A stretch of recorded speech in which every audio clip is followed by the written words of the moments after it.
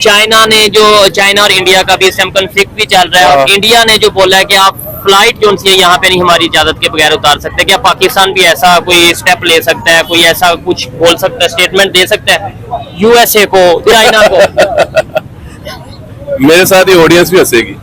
आपने कहा जी पाकिस्तान अमेरिका को मना कर सकता है कि आपने यहाँ पे फ्लाइट नहीं उतारनी। अरे यार पाकिस्तान में इतनी जरूरत नहीं है, कोई पाकिस्तान को अमेरिका को इतना बोलते कि यार वीजा लेके आया करो, वो तो विदाउट वीजा यहाँ पे आ जाते हैं। उसके बाद हम लोग पाकिस्तानी नेशन सोए होते हैं, तो हमें पता चलता है कि जी रात को अमेरिका ने हेलीकॉप्टर से अहमदाबाद में ले गया और ऑपरेशन किया और सामने बिन लादेन को पकड़ के ले गया। और इससे बढ़ के तुम्हारी तो पहले ही वजह शोहरत है भिखारी, ऊपर से भिखारी, नीचे बैरून मुल्क सऊदी अरेबिया तक पाकिस्तानी भिखारी इसकी पहचान बन गए।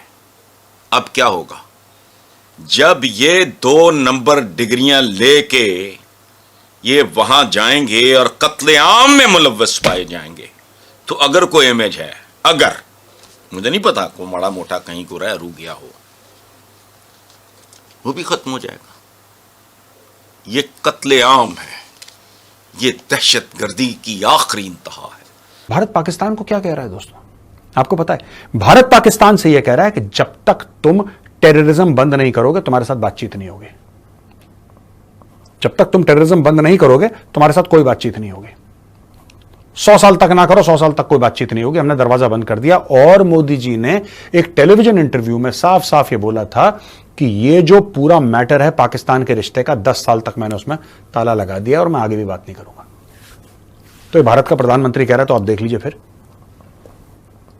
क्या होगा भारत का एटीट्यूड। भारत ने एक्चुअली ये कदम उठा के चीन को और पाकिस्तान को एक कॉमन प्लेटफॉर्म पे ले आया भारत। हाँ ठीक है, चाइना बहुत पावरफुल है, चाइना की मिलिट्री ज्यादा पावरफुल हो सकती है, चाइना की इकोनॉमी ज्यादा पावरफुल हो सकती है, लेकिन हरकतें उनकी पाकिस्तान जैसी हैं। आप कहते हैं लोग अपने खून के पसीने की कमाई लाकर आपके कदमों में रखें और आप उसको लेकर लंदन और दुबई भाग गए। आपने बहुत फ्रॉड किया है, दहशतगर्दी में बड़ा पैसा बनाया, आपने सारी दुबई खरीद ली है। मुझे वहां से आपके खून पसीने की स्मेल आती है, आपके गरीबों की चीखें की आवाज आती है उन विल्लों से जो बड़े बड़े विले आपने खरीदे हैं दुबई के अंदर। चीमा साहब, अब ये आपके सबसे पहले ये जो आपके तकरीबन 10,000 लोग इस वक्त पाकिस्तान में बैठे हैं जो डम हैं, वो ये समझते हैं कि सारी दुनिया नाक में रोटियां डालती है। असी पाटे खान, असी जेडी डिग्री ऑक्सफोर्ड तो लई है, मैं जेडी जाके गवर्नमेंट दे खर्चे दे भुखे मुल्क यतीम मुल्क दे खर्चे दे जाके जेडी मैं मास्टर डिग्री लई है ना, मैं उतो सारा कुछ सीखा है कि पूरी दुनिया में बेवकूफ किवें बनाना। नमस्कार दोस्तों, कैसे हैं आप लोग? आशा करता हूं आप लोग स्वस्थ होंगे। हमारे चैनल में आपका स्वागत है। इसी प्रकार हमारे वीडियो को लाइक करिए, सब्सक्राइब करिए और बेल आइकन जरूर दबाइए और हो सके तो उतना शेयर करिए। तो ज्यादा समय ना लेते हुए चलिए वीडियो स्टार्ट करते हैं। Let's begin. देखो ये अच्छा वायरिंग करने वाला है एक बंदा। मैं चंद दिन पहले अखबार में पढ़ रहा था कि ऊपर को पता नहीं वायरिंग का को फलाना हुआ, पूरा खानदान जल के मर गया। वो मेरा ख्याल ग्राउंड फ्लोर पे थे, ऊपर था बिजली, अखबारों में थी ये खबर। अब ये जब ये बदबख्त जो हैं, ये कोई वेल्डर होगा, पता लगेगा आपने वेल्ड करा के यूं करके आप सड़क पे निकले, खुदा की पना वो पता नहीं कितने लोगों का कातिल होगा। अच्छा, वो लाशें महफूज करने वाले केमिकल्स अगर दूध में इस्तेमाल होंगे तो ये लाशों पे मुश्तमिल, जिंदा लाशों पे, लेकिन हमारे इश्यूज ही ये नहीं है। और चबल हम इतने हैं, सियासी इस्तेकाम, वही अखलाकी इस्तेकाम की तरफ आओ। तुम्हारा माशी इस्तेकाम जो है ना, ये सियासी इस्तेकाम, माशी, ये जुड़वा दोनों, इनका बेड़ा गर्क अखलाकी अदम इस्तेकाम ने किया है। कदम कदम पे झूठ है, फ्रॉड है, ना दवा ना ग़िज़ा। मेरे तो सारे कॉलम्स उठा के देख लो, 32-33 साल ढेर लगा किताबों का, असर जीरो। लेकिन पता नहीं, हम भी ढीठ हैं, बेशर्म हैं। बस बेशर्मी की अपनी अपनी किस्में होती हैं लगे में। अभी मैं जो बोल रहा हूं इसकी क्या औकात है? वो कहना मेरे को लाइसेंस है फॉर मनी लॉन्ड्रिंग, लेकिन ये ਤੁਹਾਡਾ प्रॉब्लम है, ਤੁਹਾਡੀ दहशतगर्दी वाला पटाखा हुण नहीं कोई लै रहा। कोई नवी गल करो, कहते थे कोई नवी गल करो हुण कोई। अब नई गल, नवी की बात आजाद। चीमा साहब, मुझे पता चला है कि डोमिनोज पिज्जा यहाँ फॉर सेल है अमेरिका में, और हो सकता है कि पाकिस्तान से कोई बंदा उसकी बिडिंग कर दे। आप ट्राइयां बड़ी कर रहे हैं। उसकी खबर यह है चीमा साहब, सी पैक वाले तो अभी हाथ लगा लगा के देख रहे हैं, जिनसे आपने पापा जान खरीदा था। आज आपने रशिया को ग्रीन सिग्नल दिया है कि north south international transport corridor project हम उसमें आएंगे, पैसे हमें सानू नोट विखाओ, साडा मूड बने। ताड़ साहब कहते हैं बड़ी तरक्की ला सकता है ये प्रोजेक्ट रशिया, बड़ी तरक्की कर, गेम चेंजर। आपके एनालिस्ट कई कह रहे हैं, लफ्ज वही इस्तेमाल कर रहे हैं, सी पैक के लिए इस्तेमाल करते हैं, गेम चेंजर, गेम चेंजर कहते, गेम चेंजर। ताड़ साहब ये इंडिया के लिए गेम चेंजर है, ईरान के लिए गेम चेंजर होगा। उनकी तो गेम पहले चेंज हो चुकी है, उनकी तो गेम चेंज हो चुकी, आपकी भी चेंज हुई है, आपने पापा जान खरीद लिया सारा। हाँ, एक बंदे की गेम चेंज हुई है, पाकिस्तान की गेम चेंज हुई। हाँ, दूसरा बंदा ट्राई कर रहा है। अब दूसरा बंदा जो है उसने रशिया को कहा है हम आपके कॉरिडोर में हिस्सा लेंगे, कोई पैसे है जे कोई थोड़े डॉलर पाउंड है जे टिले करो। देखो देखो, फिर इसको मेरे जैसा बंदा यहां बैठे कहता है बैम्बू डिप्लोमेसी, कदी चाइना दे सी पैक च, कदी रशिया दे सी पैक च, कदी IMF दे पैरां च, कदी UAE दे लत्तां च, कदी सऊदी अरब दे पैरां च।